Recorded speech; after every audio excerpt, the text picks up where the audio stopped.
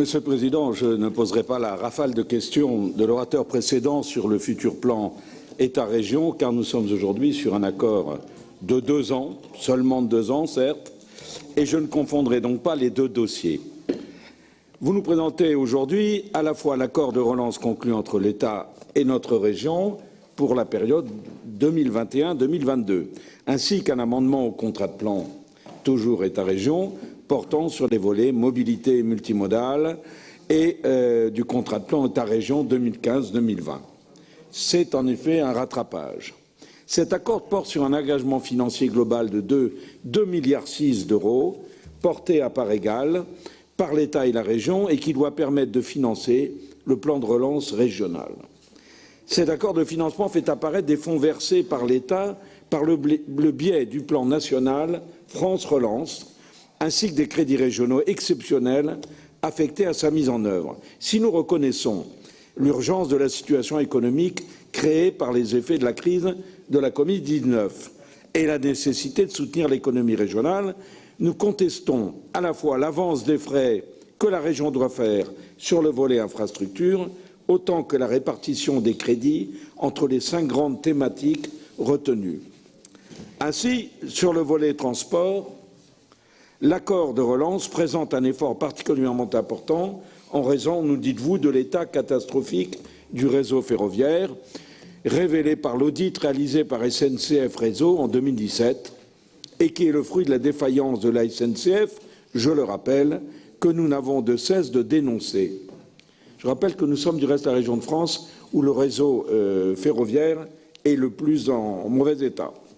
Vous reconnaissez qu'en pleine période de crise économique, la région doit engager seule et de manière unilatérale 86 millions d'euros de crédits exceptionnels supplémentaires afin d'éviter de nouvelles fermetures de lignes et des limitations de vitesse très pénalisantes, trop pénalisantes pour les usagers.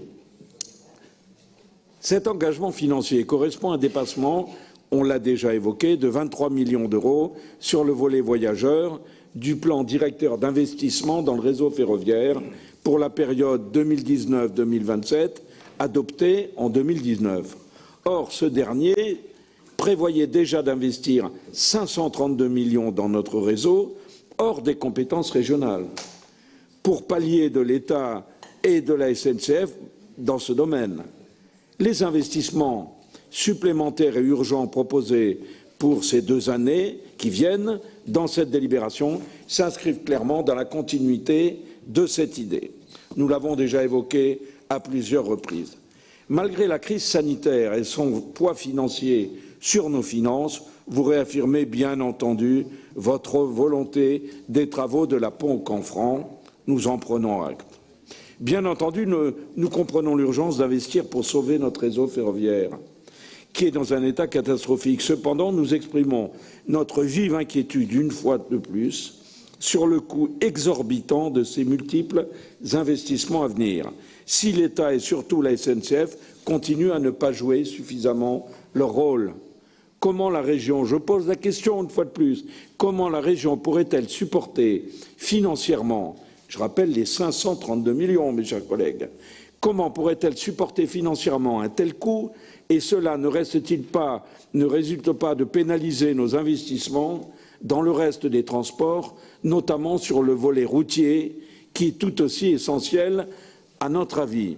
Mais vos alliés, les Khmers verts, vous menacent de ne pas voter cet accord car ils vous reprochent de trop dépenser sur le réseau routier comme de ne pas faire assez sur Neoterra qui pourtant s'incruste dans tous les dossiers régionaux. Ils en veulent toujours plus. Alors, après une interruption de séance forte à propos, sans doute où ils vont négocier leur vote sur ce dossier, nous allons voir ce qu'il en est. La répartition des crédits sur les différentes thématiques retenues dans cet accord appelle donc plusieurs réserves de notre part. La première porte sur le maintien de vos engagements, en effet, sur Neoterra et votre volonté de poursuivre la transition énergétique par le développement des énergies renouvelables pour un montant de 20 millions.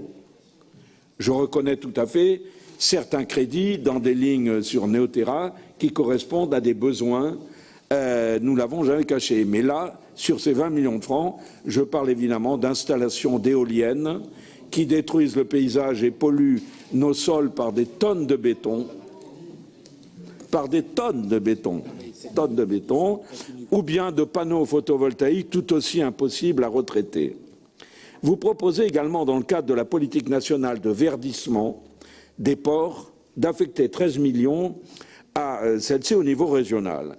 Si nous souscrivons pleinement à la modernisation des ports français, mais surtout régionaux, nous restons dubitatifs sur l'urgence de leur verdissement. En effet, vu le retard de la France dans ce domaine, peut-être y aurait-il d'autres priorités d'investissement que la construction d'entrepôts à haute valeur énergétique ou la fabrication d'énergie verte par le biais de panneaux photovoltaïques, ainsi que le préconise le plan de relance gouvernemental, doté pour cela au niveau national de 200 millions d'euros. À l'inverse, nous souhaiterions que ces dépenses soient affectées au soutien des PME, PMI et TPE et entreprises industrielles régionales, ou bien encore au tourisme que, nous vous l'avons dit, nous trouvons bien mal et bien peu doté, et qui est une véritable économie pour notre région. Nous reconnaissons donc l'effort réalisé par la région dans ces deux domaines, mais nous estimons que les 33 millions économisés sur les deux chapitres que je viens d'évoquer ne seraient pas de trop pour soutenir nos PMI, nos PME et le secteur touristique. Donc, pour toutes ces raisons, notre groupe s'abstiendra sur cet accord de relance.